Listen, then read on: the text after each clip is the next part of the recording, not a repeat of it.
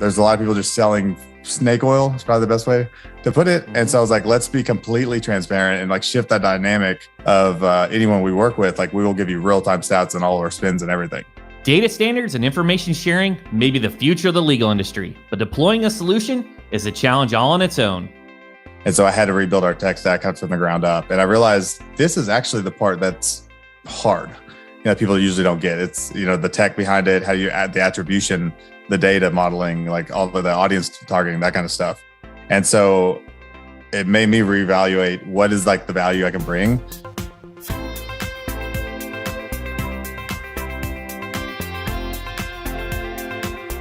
You're listening to Personal Injury Mastermind, where we give you the tools you need to take your personal injury practice to the next level. Anthony Johnson is a visionary, equal parts computer scientist, marketer, and lawyer. Anthony's firm hit #1 on Google Places in Arkansas before ever trying a case. Since then, he has founded the Attorney Group, a digital network of attorneys, and is an investor in the nationally ranked tech accelerator program, Coplex. He was recently dubbed the industry's techiest lawyer by the Bar Association.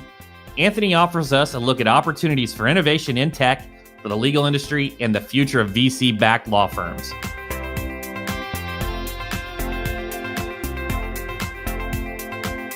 I'm your host, Chris Stryer, founder and CEO of Rankings.io. We help elite personal injury attorneys dominate first-page rankings with search engine optimization. Being at the forefront of marketing is all about understanding people, so let's get to know our guest. Here's Anthony Johnson, founder at Johnson Firm. I was in engineering, computer engineering in undergrad, and I was playing guitar like 2 or 3 times a week on Dixon Street. I was in the University of Arkansas at Fayetteville. And I remember I picked engineering because it was one of those courses where they said, I was like, all right, I don't really want to go to school all the time. So which one can I get away with just going to tests? Really good at taking tests. And they said engineering, you just got to go to midterms, finals, 2 scores. So I was like, done. So I became a computer engineer. My dad was an engineer. I had interest too. Well, the last semester, there's some class called Virtual Hardware Dynamic Circuits, right? It was super boring. And I had this deal with my roommate. He was a really sharp guy, Tony Lofton, and he has a PhD in engineering. He was always on time, went to every class, took notes, right? I had a full scholarship, but I didn't want to live on campus. So I said, I'll get a dorm room. You can have it, but let me take the same classes as you. And then whenever test day comes, you call me. I share notes. We study. I'll stay up all night. I go to class. And so that all worked out great all through college. And then my last semester came, and there was one time, went out, played guitar, just missed a class, got an F. And so I ran back in and I go, hey, listen, a little hungover at the time. And I go, I'm not even going to be an engineer. The best thing I could think of off the top of my head was like, I'm going to law school. I was like, surely you're not going to fail me over this one course. I was still like magna or cum laude, that kind of thing, good grades. And he was like, all right. He's like, show me your LSAT and I'll give you a B. I was like, okay. So of course, at this point, I just made this up. So I'm like, let me go run and sign up for an LSAT real quick. So I had to do that. Came back, ended up getting a B in the class. Also ended up doing very well in the test. I remember I got a scholarship to go to Columbia partially, and I just kind of decided not to go. And so I went into actually got my Series 7. So I was a stockbroker for a while instead, because I didn't like the corporate, like big data worlds, like Axiom and like the people in town that were, or the Walmart, like just old school technologists that I wasn't a fan. And so I ended up getting my Series 7s, doing some stockbroker, money management, life insurance. And then I decided maybe people trust me with more money if I go become a lawyer. Made sense to me, right? For like a 20-year-old, 22-year-old. So after a few years out of college with an engineering degree, helping people manage their money, I decided to go to law school right before my LSAT went out, just locally at night. That was kind of my path to incidentally becoming a lawyer. Let's talk about collaboration in such a competitive landscape. So what benefits do you see in collaborating with lawyers early on? What benefits did you see there? Yeah, it's interesting. So my personality, I've been thinking about this a lot, especially through COVID. There's been a lot of introspective opportunity. My personality is definitely more of like the kind of get shit done, do it yourself, rebellious, self-starter, kind of person. Probably why everyone said I should go be a lawyer, challenge everything. But whenever I start in this industry, I also realized that can be a flaw. So it's an interesting thing where it's like, I wanted to kind of hack my way into doing everything myself because I think I could do anything. And then you get to a point in scale where it's like, I was doing 40, 50,000 emails a month. We had like maybe 8 people and like 10,000 cases. Like it was insane. And so you start realizing in order to do anything significant, then you need other people. And so during COVID, it was kind of shifting towards like, I don't really have to work. What's my reason? What's my why? Like what defines me? And so I dug into that a lot. And I realized like what lawyers really should stand for. And I always related to the tech industry before it was cool. You watch General Magic or some of those documentaries about kind of how that played out. It was like, they were just nerds before. It wasn't like cool nerds. It was like just nerds, before that was rebranded.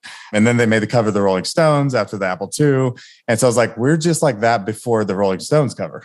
So like lawyers are just superheroes stuck in this packaging of really bad tech and ambulance chasing stigmas. And they're waiting for this kind of revolution. And so I kind of recently have shifted my mindset of, I don't want to take over the world personally. I was like, I realized I want to enable and empower the lawyers, which are really the champions of humanity right now. War doesn't happen as much on the battlefield, at least in first world countries. It's more in the courtrooms and the legality and everything going on with decentralized. Like they're very legally premised, like when it comes to the future agency of freedom or America. And lawyers are really championing that cause. And so our goal now is to really reshift and say, how can we use our talents and why we're different to help collaborate and enable the whole industry to lift up and innovate? Let's talk about the attorney group. So what went into its success? How did it form? What does it stand for? When I was first became a lawyer, I had a website company. So I built websites, I did SEO. I built most of the personal injury guys' websites in my state back when I was starting law school. So we had a small like web server admin type company. And so whenever I got out of law school, I just launched the site and I always had more cases than I could handle. So then I started, working with some, I was like, well, this is important to this person. Let me go try to find the best lawyer to help me and we can split the money. So I was in the weird situation where I had no expertise, but a lot of clients because I was good at marketing, or at least good. I was like, I always used to joke that I'm not the best lawyer and I'm not the best marketer. But if you say who's the best marketing lawyer, I think I can compete. I can get up there. And so that's kind of how Attorney Group was born. Was what happened was the neighbor in my tall concrete prison building in Arkansas, that I thought I had to be in when I first started. He came over and he slaps a Broadspire recall letter on my desk. And he's like, what is this? And I was like, I have no idea, but I can Google it. And he's like, all right, I'll come back. And so, of course, I Googled, it was a striker hip recall was what it was. And so when that happened, I started calling all these firms around the country. Evidently, it was a big deal. And so I decided, I was like, well, they were so hungry to take this case and to spend all the money and the manpower to do it and to give me money for just finding the case. I said, well, if that's a need in the industry, let me fill that gap. And so I kind of turned into marketing. I wrote a blog. And like that's kind of was the first concept of Attorney Group. It was actually called like Arkansas Lawyers Group at the time or something like that. And then we just, like you said, leverage again is we went there and they were like, another firm said, hey, if I give you like $100,000, will you give me 10 more striker cases? And so we did it very slow, which it's good and bad. We learned a lot and we're very methodical, but it forced me to get granular with marketing and understanding it. Because I think we signed up 160 where they wanted 10. And then we went from there and just really, we started leveraging Wall Street and financing to grow our firm, and using Attorney Group as the marketing side. And then recently that has now spun into, we've gotten very good. We've gotten very good at least definitely like the paid marketing because, there's been a big pivot over the last 7 years or so from organic to paid, scaling it quickly. Let's put it that way. Organic has a huge use case in a lot of practice areas, but we made that pivot. And then recently, like I said, we've kind of been like, all right, so we've said we're the best. People know us for being the best at like a lot of paid advertising. Lawyers trust me because they have this, the clicky, you're a lawyer thing. But we've recently spun that out into its own entity. And now we've just started kind of stealth mode, taking on some clients. Because that's like, if we're the best one, I tell my team, marketing guys, prove it. Right. You're always talking about how you're so great. I was like, well, the only way for us to prove it is to offer it externally and actually get some feedback. There's a lot of people just selling snake oil. It's probably the best way to put it. Mm-hmm. And so I was like, let's be completely transparent and like shift that dynamic of anyone we work with. Like we will give you real-time stats on all of our spins and everything. I think that's tremendous. Huge advocate for that and the transparency. I think the interesting thing about what you're doing is the data and economies of scale. I look at models like Law Tigers and just some of the other business entities. I think Walker Advertising is doing some of it where, are you going to look at that where these attorneys that trust you can kind of pool spend to maybe get true economies and true data for true cost per acquisition? What kind of strategies are going into that? It's very intriguing. I kind of realized recently, so we had built a lot of our sales technology on top of our legal systems because obviously we were doing it for ourselves. I kind of realized over COVID, especially, I was like, I'll give you guys some time to just run marketing and see if we went to a lot of agile philosophies, a lot of distributed workforce type methods. And I realized our tech was too complicated and a lot of it was in my head. And so I had to rebuild our tech stack from the ground up. And I realized this is actually the part that's hard. People usually don't get. It's, the tech behind it, how you add the attribution, the data modeling, like all of the audience targeting, that kind of stuff. And so it made me reevaluate what is like the value I can bring. And marketing, we're good at it. We can do it, advertising, doing like paid search and paid social. But what do I think that can be disruptive or innovative? If we're going to, we like that word. But I think it is around data standards and data and information and trying to bring that into the space. And so what I would like to do is actually carve out, it's a little bit blue ocean right now because a lot of people talk about data, but they don't have data solutions for anybody to deploy. And so if there was a way to create something like a data pool or like a data swap, where it's like, I'll give you my info and you give me like global information on the economics behind some kind of case acquisition costs, like what round up case costs, like what is it across the country? And this, like how do you go get that info? You call 5 people and then take a guess. And you wonder if they're using the same criteria and you wonder what the quality is. Yeah, I think it would be very cool. Had some cool talks at Mastermind Made Perfect about with some vendors that have a lot of spins. And they're like, well, as long as you can protect my data and insulate it in some way, but do like dedupes or like, they don't want to give away their secret sauce and audiences. But I do think there's a collaborative technology out there to really like change the dynamic when it comes to accountability, transparency, and standards of data. I'm kind of interested your take on just marketing in general for case acquisition, because what I'm hearing is like, this is like direct response to a T, like, hey, I'm going to spend this, I'm going to get this case. Where does branding fit into that? Does it fit in to drive down that overall lower cost per acquisition? What's just your general take on marketing as a whole? Yeah, I've taken a long route to changing my philosophy on this a lot, over time. So I used to be the kind of guy, as you probably could assume, where I want like the attribution to everything, multi-touch, cross-channel, omni-channel, attribution. Like I want to know every single touch point and then value the touch points along the way and create funnels and I want to be very technical about the data. Then like I've kind of realized when you get to like a level of spend where, because I always went national. So obviously I'd go bottom of funnel and I never ran out of capacity to grow until I started spending a ton of money. And then you start saying, all right, well, where do you go from here? You got to go up funnel.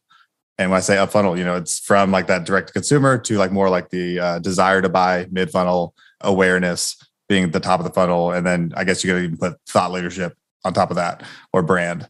And so I now kind of realize that most people buy on feelings more than they buy on logic or information in the end. And so for you to be better than other people, I think brand gives you lift across the board. Like you kind of zoom out and say, how do I lift my ROI and all my marketing efforts for the year as a company? It's going to be brand. It's going to be positioning something more unique and trusted, I guess, in the industry. I think the value there is huge. I mean, I go back to like, and I know I'm being a little long-winded, but I look at like Nike and I teach my kids this too. It's like, what's the price of a Nike shoe, right? It's like say it's $100. Well, what's the utility of it? It's a couple dollar shoe. And then it's a $98 brand. And so when you think about what is brand worth, that's it in a nutshell. I think it's the true definition of want versus need. That's a perfect example. When we're talking data, I guess you're looking at cost per acquisition at the bottom, then you would have to redefine and maybe look at CPM, cost per impression. We just had Sarah Parisi on from Whiteheart. It talks a lot about cost per impression on a media buying side. It's interesting though, and I've always thought about this is like just from a marketing perspective to like demographics, right? How can you make that play on a wider scale in terms of the top of funnel? And I see attorneys taking positions and they think of it as their niche, but I'm like, well, no, that's appealing to that demographic. And that's why you're not maybe getting cases from a different area. Yeah, no, I think you're right. It's interesting. So I'm good friends with the guy that started Crisp. And I remember when he started his first group, it was a lot of really high-end firms. And, he does a lot of brand stuff. And when they had a marketing day where the firms came and like presented what's like the best thing they've done in marketing. And I was thinking, I'm not going to learn anything. I've been doing marketing forever. And it was fascinating because each person kind of went up and they had a lot of similarities. A lot of these guys are PI shops too. So they're local. They could do a lot of like personal injury car wrecks. But the theme I got was this, like, I call it the hometown hero theme. It's like most of the time, the best campaign they ever did wasn't about their business. It wasn't about personal injury or getting cases or calling people back or being serious lawyers. It was really more about like either collaborating with a celebrity or like working with the news stations to give away a scholarship or something that like invested back in the community. And people remembered that more than they actually remembered, we call people back or, we get big damages. Like they don't remember that as much as they remember community involvement and personal touch, which is really an effective brand. Yeah, and I see that. Do you think it's the reciprocity? Do you think they're just building so much of that equity, right? And maybe I hear people talk about giving without expecting anything in return. And I truly believe that some people do that. But then I also think that the PI shops, there's a lot of PI shops that are having those turkey giveaways because they want to get cases, right? But maybe it's not binary. Maybe it's not either or. Maybe it's like, hey, I want to help people, but I also want cases. I don't know if you've read like Giftology. Like he talks about that. Like if everything's transactional, there's always a contributor and a beneficiary. And if you give something away with a logo on it, you're inherently making it a transaction. Like you give something away, like I'm your friend, like, I gave you my Rubik's Cube. That's just in front of me. But, there's no logo on it. And you're going to think my friend gave me a thing, I am a proponent of it. I do think there is a time and place for converting and shifting. And that's when it gets like when you're at marketing, like your job is to think about those things. Like, so it's a fine balance definitely between the two. But I also think that it bleeds into your culture of your company. If it's authentic and you really are trying to do good, that's going to be seen by the people you work with and work for. It's an overlap between kind of your brand, the authenticity, and the culture behind it.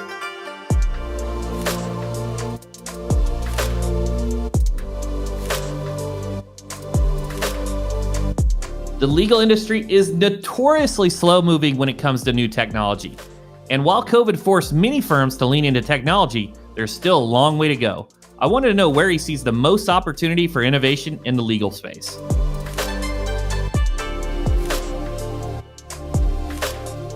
Yeah, so I believe that the technology that drives the legal industry is broken and desperately needs kind of unwavering leadership to make change happen. I think that's where we're at. The biggest issue to me, and I think the driving force, let's go back to COVID, right? So when COVID happened, the unfortunate situation led to a very good outcome. It's kind of like Seth Godin talks about that. Just because it was a bad situation or bad decision doesn't necessarily correlate to the outcome. So we had a bad situation, but there's a lot of good things came out of it. One of them was courts shut down all across the country, right? They slowed down. You couldn't get a court date. And think about grandma sitting there for like a speeding ticket and for some reason got put in jail or got towed and she's sitting there and can't get out of prison. But like that's happening all over the country. It became a political issue. So like the fact that how are we going to unstick the court systems when they're stuck in the, 30, 40 years behind and when it comes to technology and efficiency. And so now that's driving legal change in the laws of owning law firms. So now you have Arizona just passed, Utah just passed, non-lawyer equity partners of law firms. You got 4 or 5 firms doing the same thing. Well, carrying that forward, that's triggering Wall Street to say, we can now invest in litigation-backed finance, in law firms, possibly own law firms. I mean, it's always been possible in DC, but I used to always say that the problem was there's only one. Everyone's a skeptic, and DC looks at that. And the way that I've learned they look at it is that there's no backup plan. So we're out. Now there's a backup plan. There's a few of them, and it's going to keep going. And so the amount of capital that's just waiting to come get deployed, it reminds me of like litigation finance 20 years ago. You had this hugely profitable professional services industry. You got a Chinese wall about participation from an investment standpoint, and that wall just got broke down.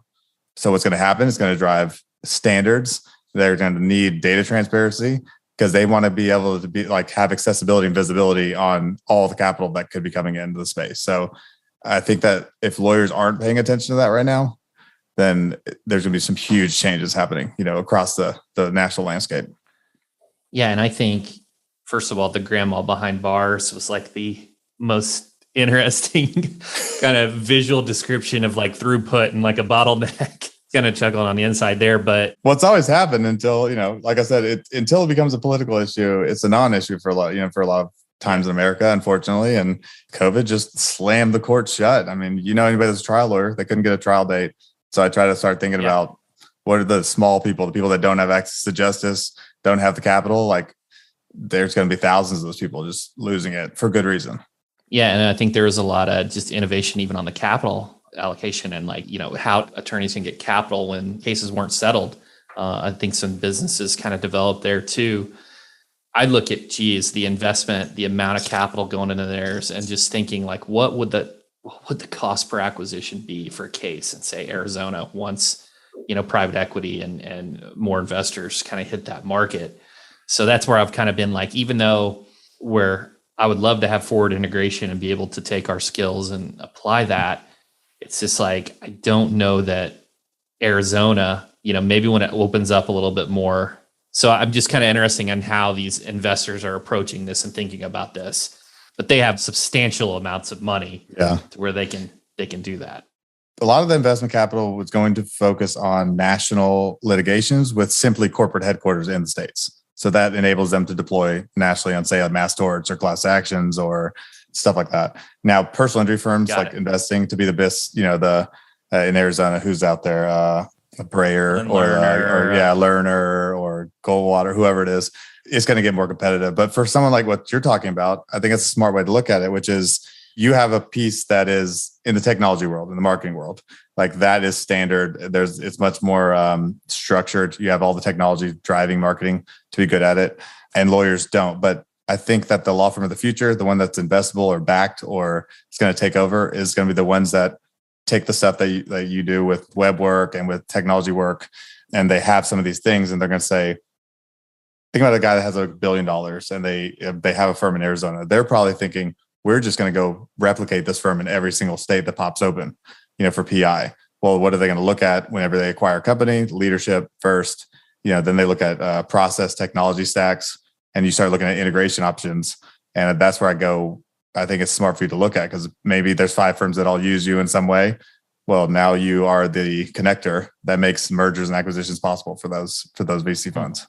Really interesting. And I think that even to further continue this, and we had, Andrew Finkelstein on, and he's one of, I don't know many attorneys that do M&A, right? It's more fractured, and I get that. So it makes it a little bit more challenging, but I think that could open up a lot of opportunities there too, to kind of, do M&A and do mergers and like kind of pull in brands. Yeah, it's interesting because it's one thing I ran across recently was the idea of succession planning for a law firm. Right? There's not really the golden parachute unless you have like a son that's a lawyer with you in a small firm. It's like Morgan's going around kind of buying some firms, but it's not really a plan for any lawyer to think about, And then so lawyers typically are like, well, I guess I'll just work forever with my name on the shingle and then maybe figure it out someday. Like there is no plan. But I think that by creating this money and these standards, you almost get this opportunity to then buy into firms on a large franchise type scale. And that actually allows people to become investable law firms. Like if you're now an investable law firm, maybe you can now have an option to sell part or all of it someday. So it is an exit strategy that has never existed before. And I think the attorneys that I think are on the pro side of this, non-attorney owned, I think those are the ones that are looking at it they're seeing that as one of the main benefits. Yeah. Oh, for sure. I agree completely. And we have some of the same philosophies, and anyone that's investing in some of the things like that, we spend our time and effort on the technology, some of the more up-to-date business practices, even branding, like all these things are valuable in the corporate world or in the M&A world, the mergers and acquisitions world. If you're not focusing on that, you may have some legacy stickiness, but you can be the best lawyer in the world. If you're sitting in a dark corner, you're not going to help anybody.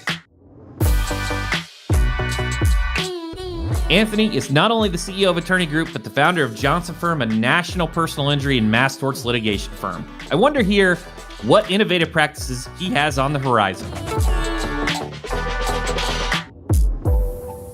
So it's funny. we were doing a brand project, right? So I got my buddy, he's one of the best brand companies in Chicago, and he came down and we were trying to think like, we were talking to Wall Street a lot, and we come to realize that what I do is not normal. You started thinking about the tech part, the marketing part, the law firm part, the call center. The balance sheets don't look like other law firms. Mine didn't. Like my operations is very different than this typical paralegal lawyer one. And so we started to pivot and we said, well, what if I did something crazy, very unlike me.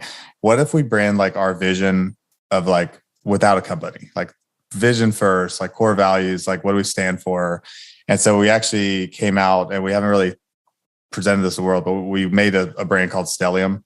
And what the mission is to create like a cohesive collection of entities that kind of ignite the way the legal industry does business. And in doing that, we split up the law firm into a law firm.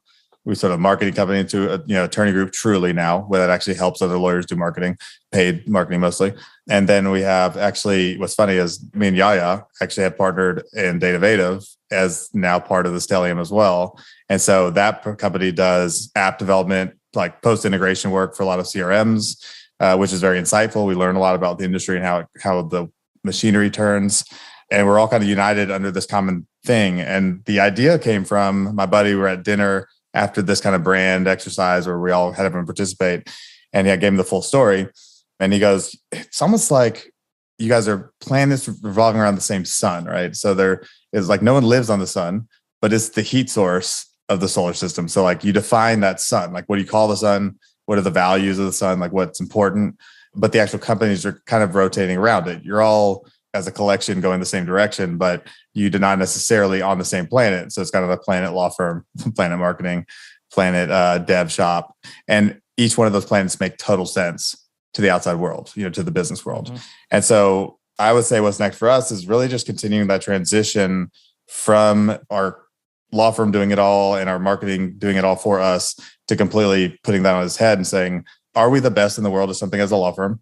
And we do a few things that I would argue we are at the cutting edge, including our class work that we're doing, that we're creating a lot of case law around the country on. So we do a lot of that in-house. But besides that, I was like, let's go work with the best attorneys.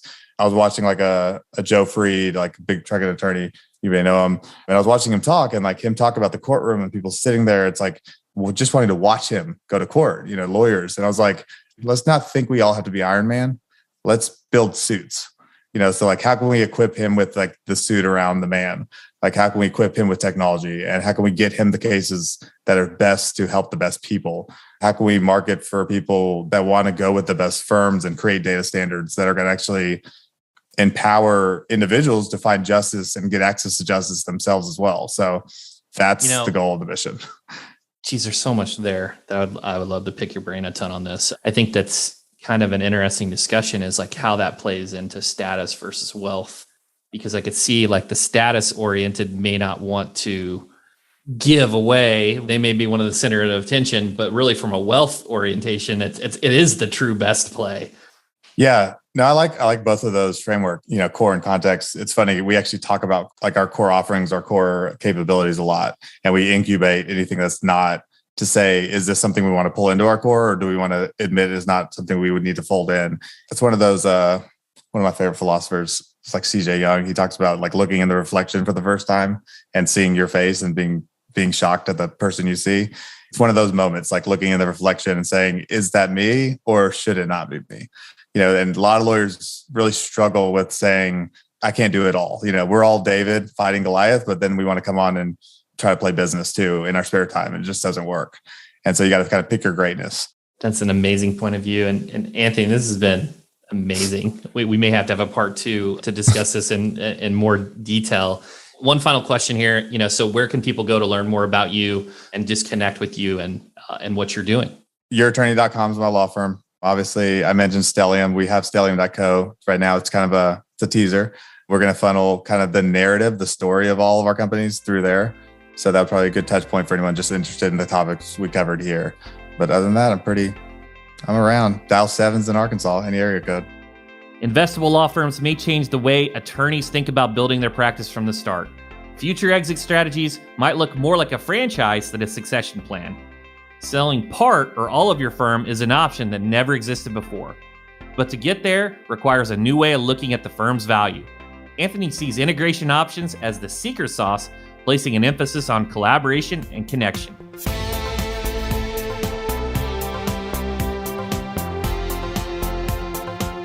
I'd like to thank Anthony Johnson from Johnson Firm for sharing his story with us, and I hope you gained some valuable insights from the conversation. You've been listening to Personal Injury Mastermind. I'm Chris Dreyer. If you like this episode, leave us a review. We love to hear from our listeners. I'll catch you on next week's PIM with another incredible guest and all the strategies you need to master personal injury marketing.